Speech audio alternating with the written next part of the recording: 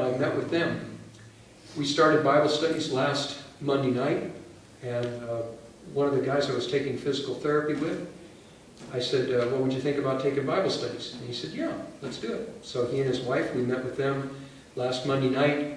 They've got another couple, one of the couples that worked at the Wells Fargo Bank with me, one of the ladies, she worked with me there, and her and her husband will be coming the following Monday night. I talked to Kyle and Rachel Ebert.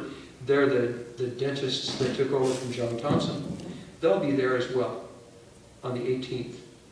So we're going to have my wife and I and these three couples taking the Discover Bible course with Lonnie Milashenko. Bill has a video about 20 minutes worth.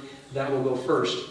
And then we'll have a Bible study after that where we actually open the Word of God and look in the Word and see what it says. Amen. So I'm going, I didn't do that. God did that. Amen. He set up the circumstances. He set up the people. And now we have Bible studies going. I'm like, whoa, that's a miracle. That was just amazing. And so I'm in that boat right now. And now I'll tell you the story of this little boy. He's about 11 years old. This is a Sunday-keeping church, so be patient. This pastor had a little boy, 11 years old, was his son, and every Sunday after services were over and they had their lunch, they would go out and hand out gospel tracts. This particular day was like, several weeks ago, we had that rainy, miserable, cold, icky day. It was lousy. And this day was for them. Lousy. And so the little boy bundled up in as dry clothes as he could get and put everything all together and got his tracts out. And he said, okay, Daddy, I'm ready to go. And his dad said, oh, son, not today. It's cold, it's wet, it's miserable. Let's not do it today. And his face dropped and he said, but Dad, there's people out there going to go to hell if we don't, give them the gospel. Do you really want to let that happen?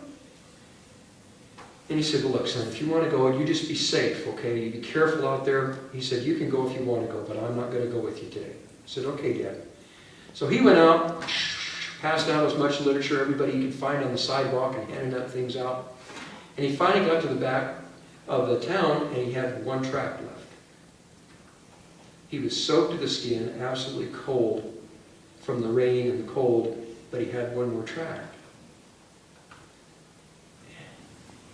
But there wasn't anybody up that street, up there, over there, nothing. He said, I'm going to go to that house right there. That's what I'm going to do. So I walked up to this house and he rang the doorbell. Nothing happened. And he rang the doorbell. And nothing happened. And he rang the doorbell. And nothing happened. And he rang it again. Not a sound in the house. Yeah. No, something wouldn't let him. And he went back and he rang the doorbell, ding, ding, ding, ding, and started pounding on the door. Ring, ring, ring, ring, bang, bang, bang, bang. All good literature evangelists and Bible workers do that. It really makes the people come to the door faster. And they really like you to do that, especially if they were taking a nap and they worked all night. So finally, this older lady came to the door and just opened it up a crack. Yes, sonny, what do you want? And she had a real sad look on her face.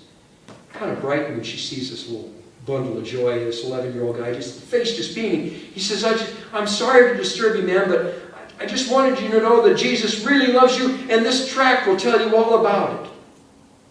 And he handed her the tract. She took it from him, and he turned on his heels and split. So the next Sunday, the pastor gets up, and he always had a testimony service at the beginning of his service. And he said, is there anybody here who has anything that, how the Lord's led you this last week? Anybody want to talk? Give their testimony this morning. And an older lady in the back of the church rose to her feet and he said, yes, ma'am. And she said, this is my first time here in this church. You people don't know who I am. You've never seen me before.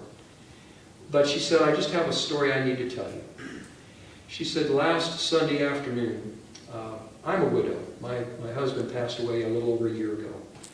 And I'm a widow, I'm alone. Nobody comes to my house to visit me. Nobody comes around. And so I took a chair and a rope and I went up to my attic because I've had all the fun I can stand.